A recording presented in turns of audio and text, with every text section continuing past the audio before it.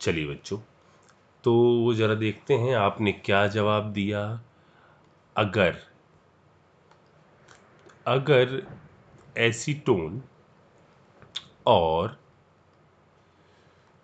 Ethyl alcohol C2H5OH के mixture को देखने के बाद आपने दिमाग लगाया और आपका जवाब इस केस में ये आया है कि फोर्सेस ओवरऑल मिक्सिंग के बाद घटेंगे, तो आप बिल्कुल सही हो।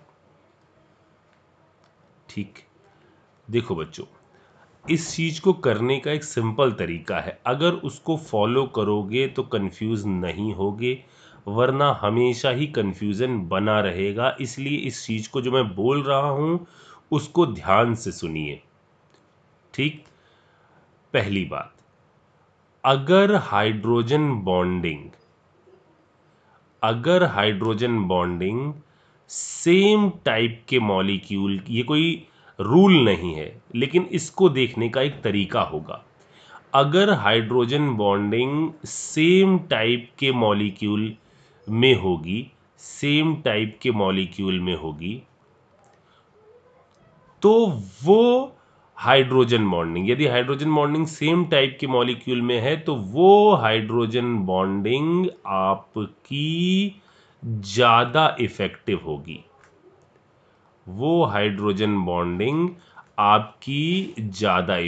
होगी।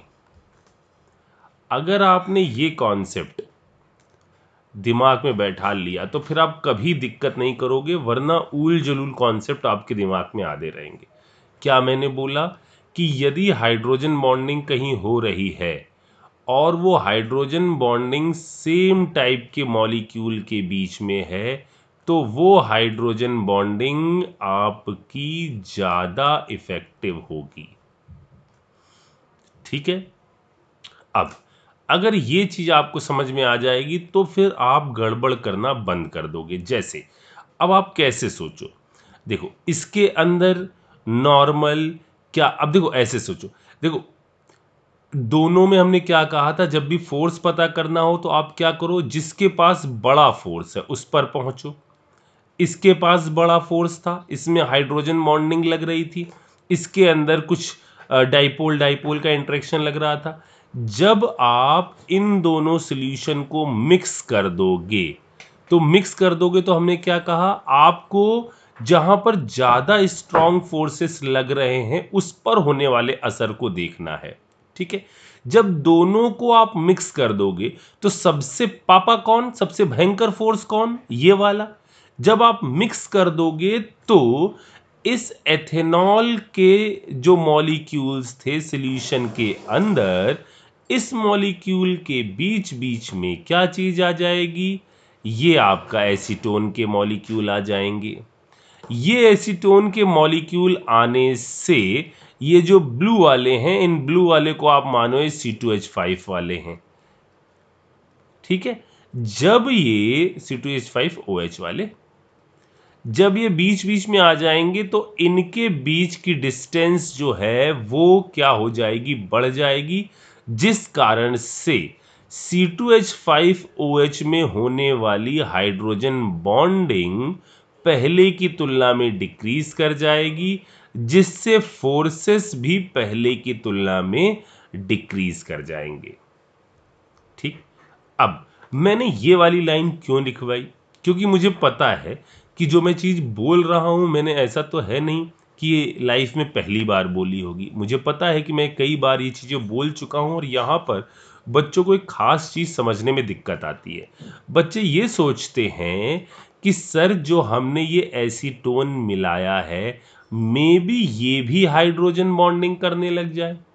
इसी चीज के लिए मैंने यहां लिखा हुआ है कि यहां पर होने वाली ये हाइड्रोजन बॉन्डिंग इफेक्टिव ज्यादा नहीं होगी। हाइड्रोजन बॉन्डिंग तब ज्यादा इफेक्टिव होगी जब वो सेम मॉलिक्यूल के बीच में हो रही हो।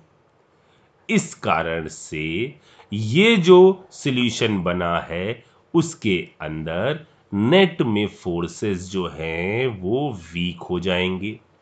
अच्छा, मुझे लगता है कि मैंने इसको बता दिया। ये चीज़ अगर आपने थोड़ा सा अच्छी तरह सुनी होगी तो आपके दिमाग में ये बस गई होगी। अच्छा, अब मुझे बताओ, ये जो सॉल्यूशन है जब आपने मिक्स कर दिया, अगर ये दोनों मिलकर आइडियल बनाते तो ये सॉल्यूशन ज़्यादा वेपर फेज में जाता। मान लीजिए एक हम इस सॉल्यूशन को, इसी सॉल्यूशन को, दोनों के मिक्सचर को हम S1 कह रहे हैं। हम ये कह रहे हैं कि जब एसीटोन और एथेनॉल आपस में मिलकर आइडियल बिहेवियर होता, मान लीजिए आइडियल नेचर होता इनका, तब ये अच्छा वेपर फॉर्म करते या वेपर फेज में आराम से जाते, या अभी जैसे हमने इसके अंदर फोर्सेस देखे हैं, यानी हमने इसके रियल नेचर को ऑब्जर्व किया है, तो ये वेपर फेज में आराम से जाएगा। तो को रियलिटी क्या कह रही है? रियलिटी ये कह रही है कि बाद में मिक्सिंग के बाद फोर्सेस घट गए हैं, और आइडियल क्या कहता है? फोर्स से कोई लेना देना ही नहीं था, सिर्फ सरफेस पर मॉलिक्यूल आ रहे हैं, सरफेस की जगह घिर रही है, इस तरीके से हम बात करते थे। वहां पर तो हमने आपस में फोर्सेस का कोई लेना देना ही नहीं किया था। ए अलग इंडिविजुअली उड़ रहा था, बी अलग उड़ रहा था, क्योंकि ए और बी में फोर्सेस मिक्सिंग के बाद ना फोर्सेस बढ़ रहे थे और ना फोर्सेस कम हो रहे थे। आई बात समझ में? अच्छा, अब मुझे बताओ, अगर आइडियल नेचर होता इस सॉल्यूशन का, और अभी जो हम बात कर रहे हैं रियल नेचर में, इनमें वेपर फेज में कब ये सॉल्यूशन अच्छी तरह जाएगा? एग्जैक्टली अगर आपने ये सोचा कि जब ये सॉल्यूशन रियल बिहेवियर करेगा तो ये सॉल्यूशन वेपर फेज में अच्छी तरह चला जाएगा, क्योंकि रियल केस में फोर्सेस जो हैं वो पहले की तुलना में डिक्रीज कर गए। ठीक, इसका मतलब अगर हम आइडियल मानकर इस सॉल्यूशन का टोटल प्रेशर निकालते हैं तो वो टोटल प्रेशर आता है PA0XA प्लस PB0XB, ये आइडियल मानकर आता है। तो रियल सेंस में जैसा यहां है, मुझे बताओ क्या आएगा? तो मैं आपसे कह रहा हूं, आप इस बात को समझो कि जो रियल आने वाला, आइडियल के हिसाब से ये आना चाहिए, रियल है तो इसके बराबर नहीं होगा। इसका मतलब ये तो राउल्ट कह रहा है आइडियल मानते हुए, और टोटल प्रेशर इस वक्त पहले की तुलना में कैसा आ जाएगा? ज्यादा आ जाएगा, यानी पीटी बराबर हो जाएगा PA0XA PB0XB के बराबर। आई बात समझ में? बोलो बच्चों। अच्छा, अगर मैंने ग्राफ पहले बनाए थे जिसके अंदर ये कुछ था, जो भी मान लो ए, ये कुछ था बी, और ये आता था टोटल, ये आता था आइडियल मानकर टोटल का, ठीक है, पी टोटल, जब हम मानते थे सॉल्यूशन को आइडियल। यहां पर यदि बात करो तो क्या होना चाहिए? राउल्ट के हिसाब से तो टोटल प्रेशर इतना आना चाहिए, लेकिन जब आपने सॉल्यूशन के प्रेशर को मेजर किया तो ये इसकी वैल्यू से ज्यादा आ रहा है, ये कुछ ऐसा, इस लाइन से ऊपर। तो जैसे टर्म आपने गैसियस स्टेट में पढ़े थे, उस हिसाब से ये जो डेविएशन आया है राउल्ट के लॉ से, वो डेविएशन कैसा आ गया है? पॉजिटिव डेविएशन आ गया है। मतलब फोर्सेस पहले की तुलना में कम हो गए, चीजें वेपर फेज में ज्यादा उड़ी, इसका मतलब ये सॉल्यूशन आपका शो कर रहा है positive deviation from Raoult law, positive deviation from Raoult law. आ रही बात समझ में? अगर फोर्सेस पहले की तुलना में घट जाते तो ये ऐसा आता, और तब ये डेविएशन होता कैसा बच्चों? निगेटिव। आ रही बात समझ में? ठीक। तो अब हम पॉजिटिव डेविएशन और निगेटिव डेविएशन की ये जो कहानी है, इसको ओवरऑल कैसे अपने दिमाग में बैठाएं। देखिए, आप अपने दिमाग में ये चीज़ सेट कर लीजिए कि निगेटिव कौन से हैं, ठीक है। आइडियल आप मोस्टली अंदाज़ा लगा ही लोगे कि ये आइडियल सॉल्यूशन है।